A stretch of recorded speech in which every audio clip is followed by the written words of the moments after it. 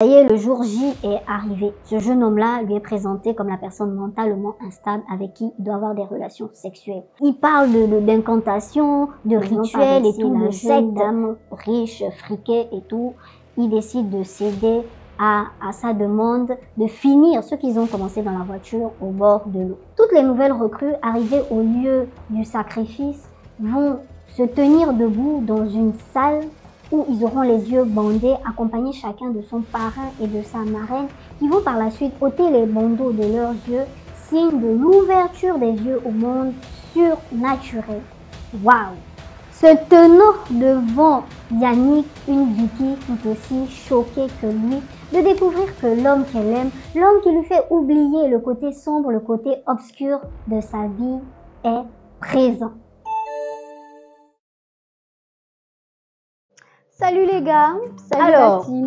Bienvenue pour ceux qui nous découvrent sur Chroniques Fascinantes Africaines et bon retour à nos très chers abonnés. Deuxième partie de l'histoire. Est-ce que vous êtes prêts? Les gars, je suis sûre que non. Parce que même les acteurs principaux de cette histoire, ils ne s'attendaient vraiment pas à tout ce qu'ils vont vivre par la suite. Donc, vous savez déjà comment ça se passe avant que je ne commence à parler. Bien sûr, likez la vidéo, commentez-la le plus possible sans oublier de vous abonner à la chaîne si ça n'a pas encore été fait et d'activer la petite cloche de notification pour ne rien manquer de nos prochaines vidéos. C'est parti. Ça y est, après le coup de fil de Vicky, ils se sont vus étant donné qu'ils ont gardé le contact depuis leur dernier moment passé ensemble à Libreville.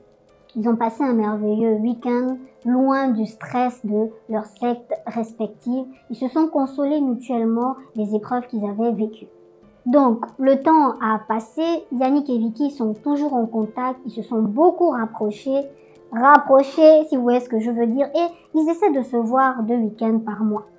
Quand ils sont ensemble, ils oublient tous leurs problèmes. Ils ne s'inquiètent plus des sectes, de leurs obligations envers celles-ci. C'est comme si ils vivaient dans le meilleur des mondes. Ils voyaient l'un dans l'autre un réconfort, une normalité au monde insensé et insensible dans lequel la spirale de la vie les avait conduits. Ils vont tant bien que mal tout faire chacun de leur côté pour garder leurs relations secrètes. Ni leurs amis, ni leur famille, ni même les membres des sectes n'étaient au courant pour eux. Car oui, se cachant l'un à l'autre leur côté sombre respectif, ils ne voulaient pas risquer l'un et l'autre d'être découverts. 5 mois après ce moment passé ensemble, plus précisément un vendredi, alors que ce n'était pas prévu qu'ils se voient le week-end, Yannick va recevoir une invitation de Vicky.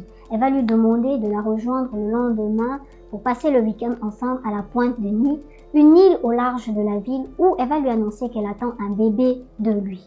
Waouh, le choc. Vicky, la joie ne va pas se lire sur son visage parce que à la dernière réunion de sa sororité, on leur a annoncé que la 3e et dernière épreuve aura lieu dans les jours à venir. Yannick, de son côté, choqué par la nouvelle, sachant très bien tout ce que cela implique, va malgré tout décider de jouer le jeu et de fêter l'annonce de la grossesse de Vicky, alors que au fond de lui, c'est le chaos total.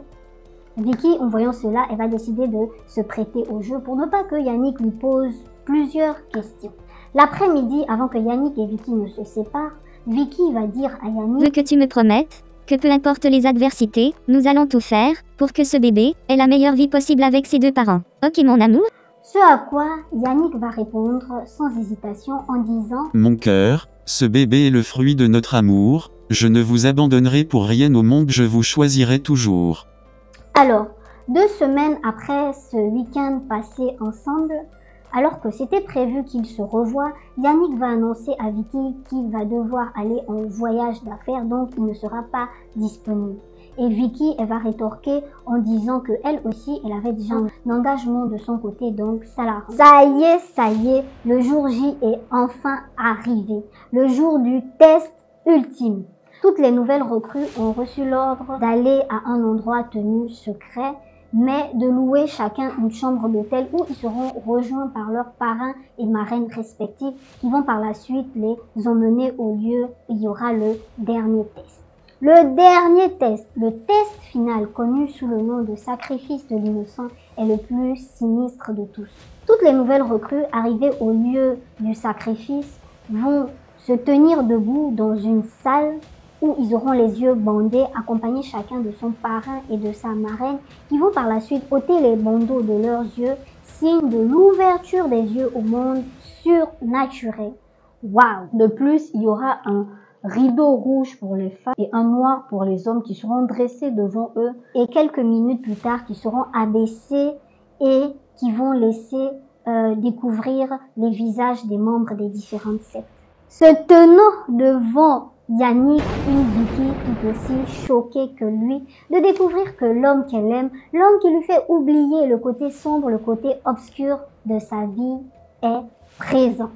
Le chef de l'initiation va demander à chacune des nouvelles recrues de tenir la main de la personne face à eux et de se rendre dans la pièce d'à côté, s'agenouiller devant une boîte, une malle, un coffre et plus tard ils seront rejoints par leurs parrains et marraines. Yannick, se tenant face à Vicky, va l'attraper par la main et ils vont se diriger vers la salle, s'agenouiller devant le coffre en question et plus tard on va leur annoncer qu'ils vont devoir participer à un sacrifice humain. Les gars, vous avez bien entendu, un sacrifice humain. Ne croyons pas leurs yeux ni leurs oreilles, Yannick et Vicky vont malgré tout s'exécuter comme toutes les autres recrues. Le dernier sacrifice consiste à prendre une âme jeune et innocente et la donner en sacrifice aux forces obscures en échange de la loyauté et de l'obéissance des nouvelles recrues. En fait, c'est tout simplement pour dire que c'est un moyen de les piéger. Donc, quelques temps après, Yannick et Vicky vont être rejoints par leurs parrains et marraines qui vont ouvrir le coffre, la mallette où se trouve le sacrifice qui n'est autre que le jeune homme que Yannick avait sauvé lors de son deuxième test. Ce même jeune homme-là qui avait été séduit et plus tard qui avait couché avec Vicky un peu plus tôt dans la soirée. Choqués, dégoûtés, Yannick et Vicky vont décider de ne pas participer au rituel en réalisant bien trop tard que ce qu'ils avaient pris pour un simple bizutage obscur est bel et bien ce qu'ils refusaient de s'imaginer. Ils avaient été manipulés et trompés par leurs employeurs. Malgré tout, ils feront tout pour ne pas participer au rituel, mais leurs parents et marraines vont leur annoncer qu'il est déjà trop tard, le sang doit couler. Soit c'est le leur, soit c'est celui du jeune homme qui est devenu fou. Et plus tard, on va faire appel à la sécurité de la secte. Et bien vite, Yannick et Vicky vont se retrouver entourés, encerclés par celle-ci.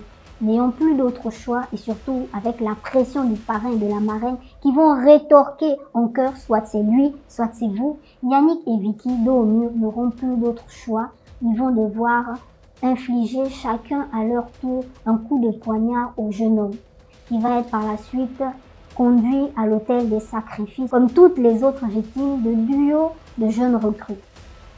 Au milieu du chaos, Yannick et Vicky vont réussir à attirer l'attention l'un de l'autre et pour la première fois, ils vont réaliser qu'ils ne sont pas seuls dans leur épreuve. Ils vont partager un moment de compréhension et très vite une étincelle de rébellion qui va se transformer en flamme de résistance à part entière contre ces sociétés-là qui les avaient arraché leur innocence, qui les avaient trompés, vannés. Alors que le rituel était à sa fin, Yannick et Vicky vont conclure un pacte silencieux pour s'échapper et pour faire tomber les sociétés qui leur avaient gâché leur vie. Mais aussi, par amour pour leur bébé à venir, ils vont décider d'être prudents, étant conscients que les sociétés-là, pour garder leur secret en sécurité, ne reculeraient devant rien quitte à les éliminer. Une nuit fatidique, ils ont reçu des invitations à une fête organisée par des amis en commun qui, eux, ne sont pas affiliés aux sectes.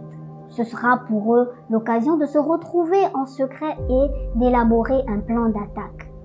Alors qu'ils riaient et dansaient, échangeant des regards subtils et des chuchotements, Yannick et Vicky vont se rendre compte que leur destin est désormais scellé, lié. Ils seraient prêts à tout pour démasquer ces sociétés secrètes-là, pour s'arracher des griffes des sectes auxquelles ils appartenaient.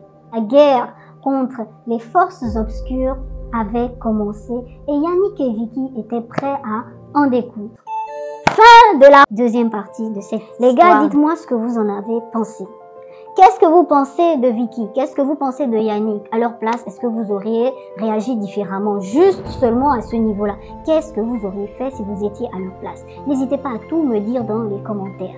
Pour ceux-là qui ont des histoires, qui ont des anecdotes de ce genre ou de n'importe quel genre, vous savez comment nous contacter.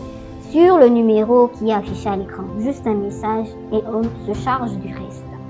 N'hésitez pas à partager la vidéo pour en faire profiter vos amis, vos familles, votre entourage. C'est une histoire de dingue, c'est une bombe, ok?